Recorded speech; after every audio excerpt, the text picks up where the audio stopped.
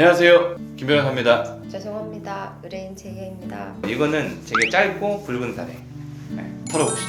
네, 이번 사례는 수원지방법원 사례인데 60대 후반 남성이신데 경기도 화성 사시고 채무자가 나이가 제일 많죠. 여태까지 소개시켜드린 분들 중에 60대 후반 남성이신데 소득이 150으로 되시는데 직업이 악사 보험. 네, 그럴 줄 알았어. 나 그런 거 안 하려고 그랬거든 사실. 그 악기 연주하시는 분 있잖아요. 어디서 연주하시는지 말하지 않겠습니다. 악기 연주하시는 분이 나오는 곳이 있어.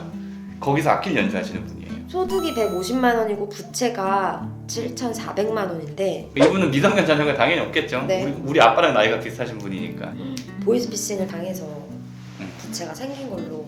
보이스피싱 같은 걸 당했다면 범죄의 피해자인 거잖아요. 근데 보이스피싱의 특징이 뭐냐면 어디론가 이체를 해주거나 현금을 뽑아서 줘야 돼. 솔직히 7,400을 현금을 뽑는 건 불가능해.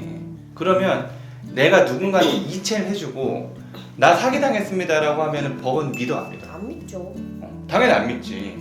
그럼 어떻게 해야 돼? 경찰서나 법원 같은데 피해 사례에 대한 고소나 뭐 소장에다든가 네, 이런 걸 넣어야지. 일단은 증빙 자료? 그걸 내야 돼. 그래서 이분도 너무 당연하게 보이스피싱을 당하셨으니까 경찰서에 고소장을 쓴 거야. 고소장을 쓰고 고소 사실 확인서 아니면 뭐 사건 뭐 접수증 이런 것들을 우리가 갖고 오라고 하거든. 근데 뭐 사실 피해금을 변제받는 게 사실 불가능하기 때문에 소득 150만 원 중에 월 소득이 120이고 이분이 취업한 지가 진짜 얼마 안 됐어요. 네. 솔직히 이분은 회생을 위해서 취업했다라고 봐도 무방할 정도로 나이가 70이면 근로를 해도 되고 안 해도 되는 나이거든.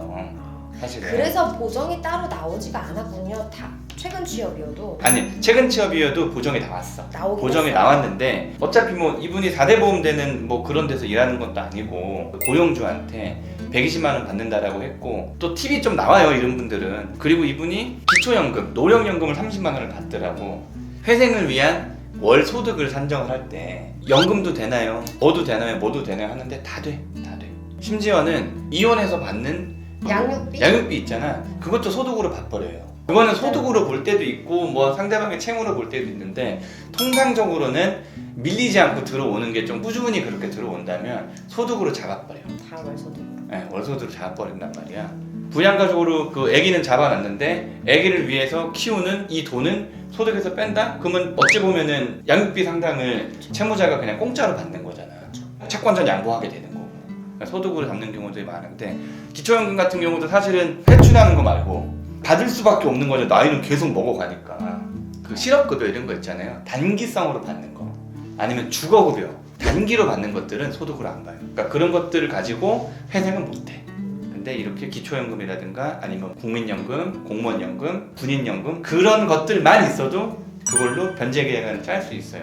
왜냐면 꾸준히 들어오는 거기 때문에 일시적으로 들어오는 건 안 되고. 그래서 소득이 150으로 150이 된 거지. 만약에 이 기초연금이 소득으로 안 잡혔으면은 그 최저생계비랑 거의 비슷한 돈이기 때문에 파산 정도도 솔직히 고려해 볼 만 했었지. 어차피 회생이 안 됐을 수도 있으니까 그렇죠. 이거 가지고는 연세가 좀 있으시니까 네. 심근경색 등으로 지속적인 치료를 좀 하셨어요. 그래서 의료비 5만 원. 그래서 유료비 5만 원에서 깔끔하게 30씩 36개월에서 1,000만 원 정도 받는 걸로 하면 이제 본인의 부채 7,500에 비하면은 한 15% 정도. 연금 30만 원이 꾸준히 36개월 동안 회생으로 들어오니까. 지난번에 연금이 이거보다 더 적으신 분이 이 연금만으로 회생을 하겠다고 하시는 분이 계셨어요. 근데 그분이 파산은 안 됐어. 이분보다 오히려 젊어가지고. 그런데 좀 아프시고 재해 뭐 이런 것 때문에 근로능력이 사실 없었는데 파산하기도 조금 애매한 부분이 있어서 연금 100만 원 가지고 최저생계비를 줄이는 식으로 변제계획안을 짜가지고 회생을 한 사람도 있었거든. 이분도 뭐 보이스피싱이라는 이런 범죄 피해 금액이 빚이 됐기 때문에 소득이 좀 적더라도 회생이 필요하신 분들은 한번 상담을 받아보시거나 신청하시는 것도. 이분도 나이도 엄청 많으시고 누가 봐도 짠하잖아. 열심히 사셨는데 갑자기 보이스피싱. 저 같은 경우는 보이스피싱 오면 가끔 오거든요. 왜냐면 걔네들이 맨날 검찰이다 뭐다 하면은 나는 그게 너무 웃긴 거야. 지방경찰청 누구 무슨 검사입니다. 막 그래. 그 누구요? 몇 개예요? 막 물어보고. 몇 개예요? 왜냐면 우리는 그런 거 다 아니까. 어떤 식으로 응대를 하고 이런 것들을 다 아니까. 그러면서 나한테 뭐 지금부터 뭐 직결 심판을 시작하겠습니다. 이러는 거. 직결 네가 판사야. 직결 심판이란 말을 내가 들어 무슨 말 같은 소리를 하고 있어. 변호사라고 얘기해요? 전화하면? 아 근데 옛날에는 막 되게 갖고 놀다가 막 되게 쫑꾸 주고 했는데 집사람이 그렇게 하지 말라고 괴롭힌다고. 그치. 난 안 속을 것 같긴 한데 모르죠 또 어떤 식으로 또 속일지. 요즘 그거 많대요. 그 되게 많아. 생활지원금 신청하면서 도와주겠다는 피 그런 거. 만호 나한테도 하루에 한 최소 하나씩은 오는 것 같아. 무슨 뭐 대상자입니다 뭐 이래가지고 맞아요. 뭐 기업 피해 대상자입니다. 맞아요. 오늘 내로 뭐 신청 안 하면 뭐 어떻게 되고 형사 사건을 하면 보이스피싱 범죄들이 되게 많아요. 되게 많은데 법원에서 제일 싫어하는 거야. 성범죄랑 보이스피싱이랑 그다음 마약이랑 우리가 향, 성, 보피 이렇게 얘기하거든. 변호사들은 향, 뽕쟁이들. 그다음 성범죄들. 그다음에 보피, 보이스피싱들. 이렇게 세 개는 얄짤없어요. 보이스피싱을 통장만 빌려주다 걸려도 실형 나와요. 6개월, 1년 이렇게.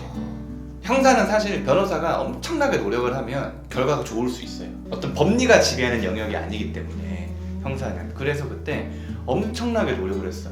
검사님하고 통화도 몇 번 하고 의심스러우면 내가 피의자 신문하기 전에 피의자 데리고 찾아가겠다 그랬어. 검사실에. 한번 직접 보시라고 이 사람이 어떤 사람인지. 근데 안 보고 기소유예 해주더라. 그 정성을 봐서. 정성을 봐서 그 성공보수 받았어요. 결국. 많이 받았어. 보이스피싱 하지 마세요. 하지 마세요. 당하지 마세요라고. 하지도 말고 절대 당하지도 말고 큰 돈은 이렇게 이체하시면 안 되는 거야. 그런 돈을 달라고 할 사람들이 없어. 한번 해주시면 안 돼요? 형사도 잘합니다. 형사도 저는 형사 사건을 솔직히 열심히는 하는 여러분 저는 형사 사건을 맡겨주시면 아주 열심히 하지만 사실 이것도 사연이 있는데 얼굴 빨개지셨어. 결론은 결론은 우리 형사를 열심히 변호사님. 하니까 맡겨주세요. 변호사님을 과거에 형사 사건도 많이 하셨고 회생으로 하지만 형사 됐어, 야. 사건도 잘하신다. 형사 사건 결론입니다. 그러니까 잘 부탁드립니다. 안녕히 계세요.